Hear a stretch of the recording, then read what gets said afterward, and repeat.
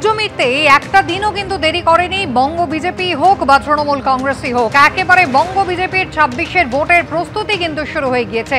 বঙ্গ বিজেপির নির্বাচন কমিটির পর্যবেক্ষক ভূপেন্দ্র যাদব সহ পর্যবেক্ষক বিপ্লব দেব তারা শহরে এসে গিয়েছেন এবং সল্ট লেকে বঙ্গ বিজেপি নেতৃত্বের সঙ্গে বৈঠক শুরু হয়ে গিয়েছে। সরাসরি উজ্জ্বল মুখোপাধ্যায় রয়েছেন আমাদের সঙ্গে। উজ্জ্বল, ২৪ ঘন্টাও কাটেনি এখনো পর্যন্ত মণ্ডপ থেকে মা দুর্গা সব জায়গায় নিরঞ্জন পর্যন্ত হয়নি, তার আগেই একেবারে বঙ্গ বিজেপি নেতৃত্বের সঙ্গে বিজেপির যে কেন্দ্রীয় নেতৃত্ব তারা বৈঠক শুরু করলেন। পাখির চোখ অবশ্যই ২০২৬ বিধানসভা নির্বাচন, কিন্তু মূলত এজেন্ডা কি?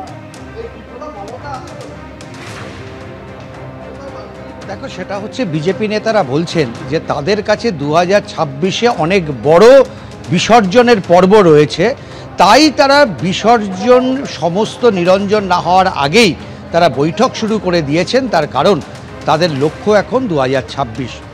আজকের এই বৈঠক যে গুরুত্বপূর্ণ তাতে কোনো সন্দেহ নেই, কিন্তু মূলত আজকের বৈঠক হচ্ছে যে দুজন অবজারভার যারা দায়িত্ব পেয়েছেন তারা আজকে রাজ্য রাজনীতির নেতাদের সঙ্গে যারা গুরুত্বপূর্ণ মুখ তাদের সঙ্গে প্রাথমিক একটা আলাপ আলোচনা চালাবেন যে রাজ্য নেতারা কি চাইছেন, কি তাদের বক্তব্য, কি তাদের অভিমত।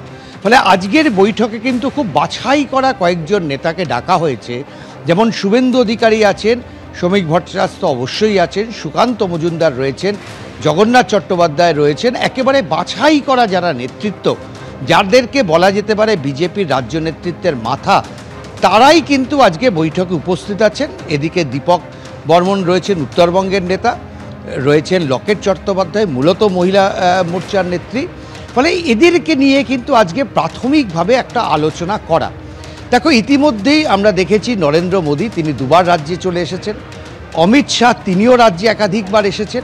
তবে সব মিলে রাজ্য নেতৃত্ব যতই আশাবাদী হোক না কেন, কেন্দ্রীয় বিজেপি নেতৃত্বের কাছে যা বার্তা তা হচ্ছে ২০২৬-এর কঠিন লড়াই হলেও এখনো পর্যন্ত সরকার গঠন করার জন্য যে আসনের প্রয়োজন সেটা কিন্তু নিশ্চিতভাবেই বিজেপি পাচ্ছে এমনটা বলার জায়গা নেই। কারণ সাধারণত দেখা গেছে যে বড় কোনো পরিবর্তন হওয়ার আগে যে ঝড়টা ওঠে সেই ঝড় কিন্তু কেন্দ্রীয় নেতৃত্ব মনে করছেন যে রাজ্য বিজেপি এখনও সেই ঝড় তুলতে পারেনি।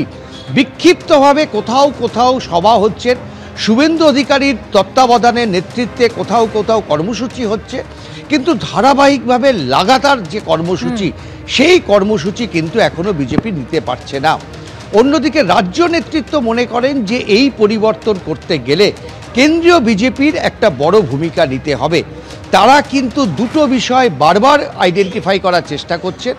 এক হচ্ছে নির্বাচন কমিশনকে সামনে রেখে এসআইআর করা, কারণ তাদের অঙ্কের হিসেব যদি এসআইআর সঠিকভাবে হয় তাহলে অন্তত ১ কোটি নাম বাদ যাবে যেগুলো ভুয়ো ভোটার হিসেবে চিহ্নিত, এবং এই ১ কোটি নাম যদি বাদ দেওয়া যায় তাহলে কিন্তু তৃণমূলের মাজা ভেঙে যাবে। আর দুই হচ্ছে সেন্ট্রাল ফোর্সকে অনেক আগে থেকে ব্যবহার করা এবং কেন্দ্রীয় সরকারের তরফে যা যা পদক্ষেপ। ফলে এই দুটো জায়গায় দাঁড়িয়ে রয়েছে। কেন্দ্রীয় নেতৃত্ব মনে করছেন ধারাবাহিক কর্মসূচি, রাজ্য নেতৃত্ব মনে করছেন নির্বাচন কমিশন এবং সেন্ট্রাল ফোর্সকে যদি সঠিকভাবে ব্যবহার করা যায়। এই বিষয় নিয়ে আলোচনা শুরু হয়েছে, সবেমাত্র সল্ট লেকে আলোচনা পর্ব শুরু হয়েছে। উজ্জ্বল, ধন্যবাদ।